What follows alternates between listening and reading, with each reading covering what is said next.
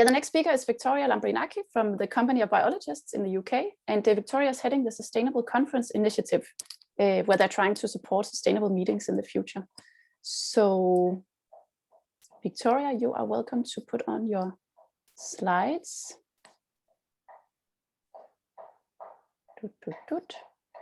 And turn on your camera if you're there. Hi, yes. Great. And yeah, I'm not sure. I know your internet connection isn't the best. Yes. So should we try with your camera on or should we try without? I think it's best to try without it because, you know, network problems and stuff. Fair enough. We'll just imagine a Greek woman speaking to us in the meantime then. Perfect. So the floor is yours. Thank you so much. Hello, everybody. I'm Viktoria, and I'm the Sustainable Conferencing Officer of the Company of Biologists. And I'm here today to discuss sustainability in events and give you a bit of an introduction to our Sustainable Conferencing Initiative that was launched in October 2020. So, as I've already said, our agenda today is sustainability in events and the Sustainable Conferencing Initiative of the Company of Biologists. Of course, we all know that all events have environmental impacts, and a lot of the studies have shown that the impact is quite big. You know, some studies show that the average conference attendee actually produces almost 170 kilograms of CO2 emissions per day. And you can see that it quickly adds up if the event is more than one day, and, you know, depending on how many attendees actually come to the in-person event. So for us organizers, it's quite overwhelming when we stop and think about sustainability and how to incorporate sustainability in our events. But if you look at it from the beginning, and if you try and incorporate the question, what about sustainability, in your early decisions, it actually becomes simpler and more easy to manage. And in the end, your event can be more sustainable with smaller changes than you usually anticipate. So what are the areas that are actually the most environmentally unfriendly of an in-person event?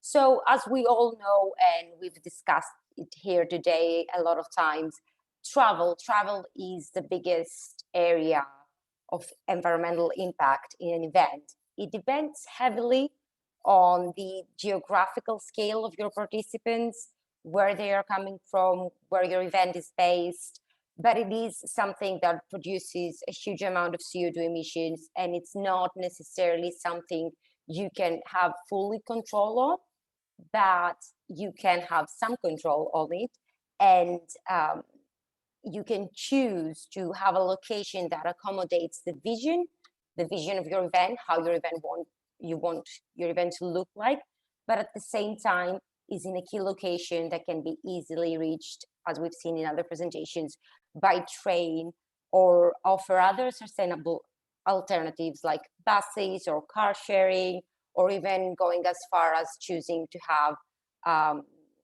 some electrical cars, hiring some companies that have electrical fleets to manage your attendees traveling. It is important to give these options to your attendees, to mention them and make sure that you communicate that you want your event to be sustainable and how much you value their cooperation, because it is, you know, when it comes down to it, it is their choice. They will choose how they will come to your event, which will affect your environmental impact. So it is very, very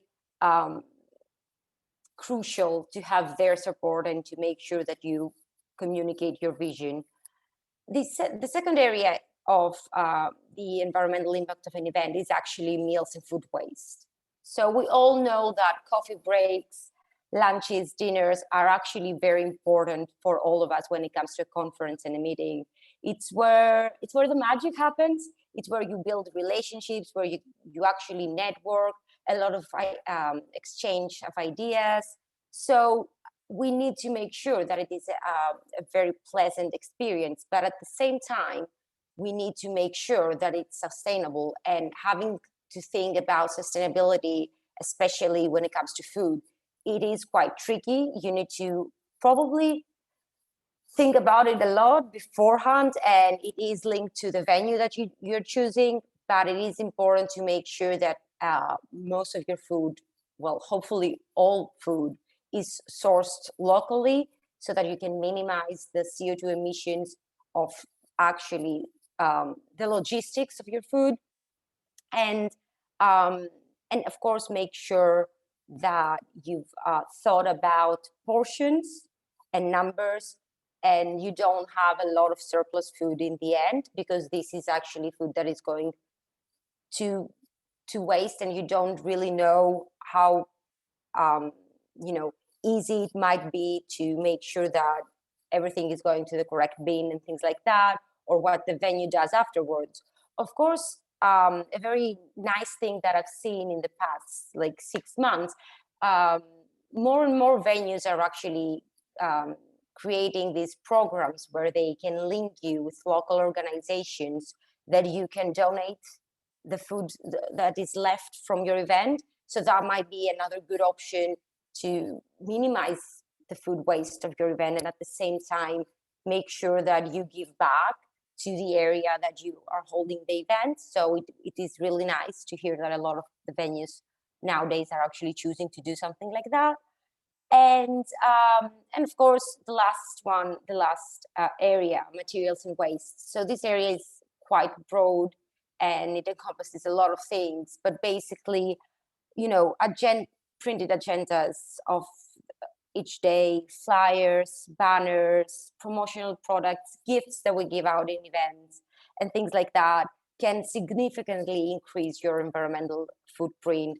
And it's not only about going digital, which should be something that we all choose to do from the beginning without hesitation, and printing less and things like that, but we also need to consider what we can do when it comes to choosing alternative materials, and making sure that whatever we can't completely eliminate, we substitute with something that is more environmentally friendly.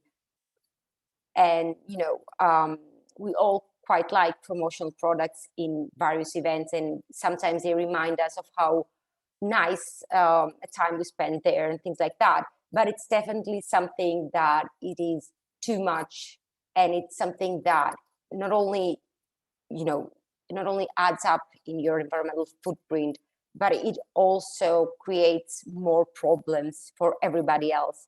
So I would advise everybody to rethink about this. But if you are set on giving out something, please do try and identify companies that can provide more environmentally friendly products, and or that they might actually be linked with a social responsibility project.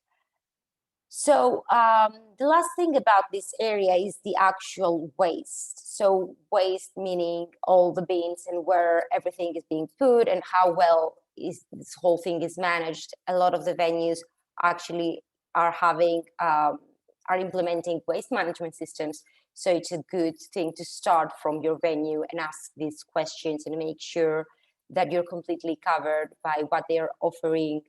But at the end of the day, as we've already mentioned, it is really necessary to bring your attendees in and make sure that they understand what you want to do and how you want to manage things, because sustainability is about changing your attitude, and we all need to change our attitudes. And there are a lot of things an organizer can do, but in order to be 100% there, to reach our goals 100%, attendees need to be part of the solution, part of the whole process. So don't forget to bring attendees into this, and make sure that they understand what you want to achieve in terms of sustainability. of course, I was talking all this time about in-person event, which is a bit crazy since the past year and a half. We are mostly having virtual meetings and virtual events. So it is clear that virtual events do have a smaller, much less environmental impact than an in-person event. Of course, this is pretty clear, but we're still having a lot of troubles getting all the data and making sure that we understand how much we actually spend in terms of energy when we are having a virtual event. So although it is clear that a virtual event has a smaller environmental impact, it's still not zero. And I'm hopeful that in the near future, we're going to get more and more research on the area of energy consumption in virtual events so that we can make a more informed decision when it comes to holding a virtual event and how we can mitigate that side of the environmental impact. And, you know, it's coming to a change, and I hope that pretty much everybody right now understands the importance of changing things and making sure that we become more sustainable, and that it's an urgent matter and we can't really go back to where we used to be, and that virtual events can really solve a lot of problems. They're not at this, you know, they're not that mature yet, so that you can't really have 100% the same experience, but we need to kind of take a step back and understand that it is more important to make sure that we don't destroy our planet more rather than having the exact same experience in an event and sharing live our ideas and thoughts with other with colleagues and other researchers. And we do, of course, have the hybrid events, which is quite similar to virtual, with something between virtual and in-person events. And those events do have an impact, of course, sitting somewhere in the middle. And it's quite hard to make, to calculate the exact environmental footprint, since you have half of your attendees live in the same place and a portion of your attendees joining in via a virtual platform or an app or something like that. So hopefully soon we will have more research coming up about all these different types of events and how much CO2 emissions we're having in each one, and it will be easier for us organizers to make an informed decision based on what we want our event to look like and its environmental impact to be. So as promised, the second part of my presentation is actually about the Sustainable Conferencing Initiative. So the Company of Biologists is a non-profit academic journal publisher. We also offer scientific meeting grants, and at the same time, we do organize some workshops and, of course, our yearly meetings of our journals. So this whole initiative was initially kind of created back in 2019 when we were trying to make sure that our own events, our workshops, and our journal meetings were actually more environmentally friendly and more socially responsible. And we kind of realized that there isn't enough knowledge out there, and we don't have a specific place to turn and find more information, and that most of the funding schemes available didn't quite cover the cost of innovation when it comes to sustainability and the cost of changes that are actually required when you want to have a more sustainable meeting. So basically our purpose is to bring the community together and make sure that we can have a discussion on how to integrate environmental sustainability and social responsibility, sorry about that, in our events and event planning, and to make sure that we connect everybody and we can share best practices, ideas, issues that might have come up, or any innovation that we can think of. So in terms of support that is available, we actually have a specific Sustainable Conferencing grant, which is created to actually fund innovative ideas that will enable biologists to collaborate more productively, but at the same time minimize their environmental impact. And at the same time, we do have a scientific meeting grant that has an extra pot of money that may be awarded if the organizers can actually demonstrate efforts being made to reduce their environmental footprint of their events. We actually have a dedicated website, which is sustainability.biologists.com. And this website actually has a page for our blog, which is informed basically by any questions or ideas that our community is sharing with us. And we try to offer as much advice as possible on sustainability in events, and of course, new technologies that might help us with virtual events and hybrid events. But at the same time, we are having resource pages where you can find different platforms, tools, apps. And our latest edition is actually a discussion forum, since we were having a lot of trouble communicating with our community and gathering everybody together.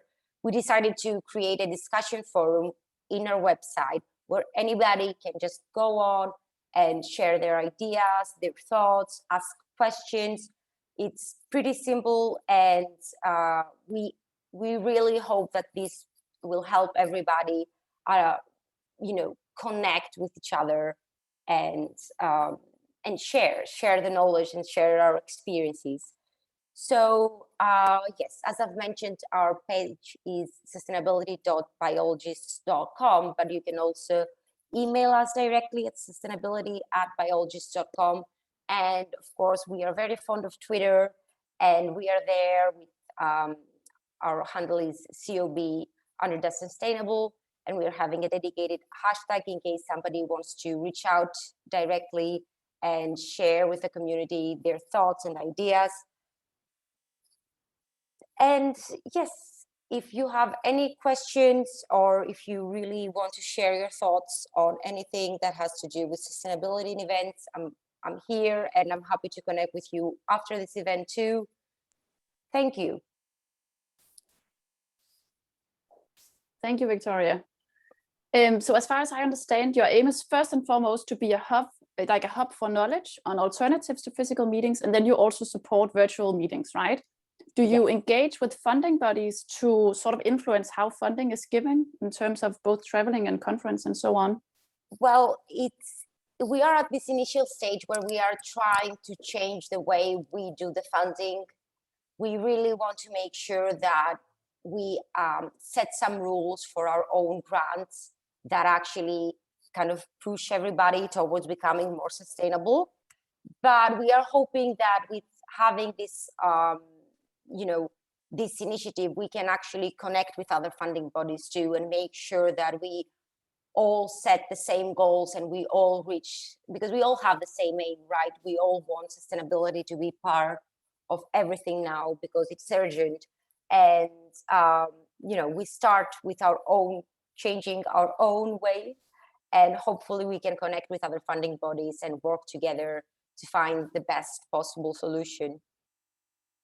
So you're hoping to do this, but you're not actively doing it at the moment. Is that correctly understood? Yes, not actively doing it at the moment. All right. So let me see, there's a question here. So Jeroen is asking, will you still continue funding travel grants? For example, will you change how you give money to, for example, trains versus travel, aviation or so on?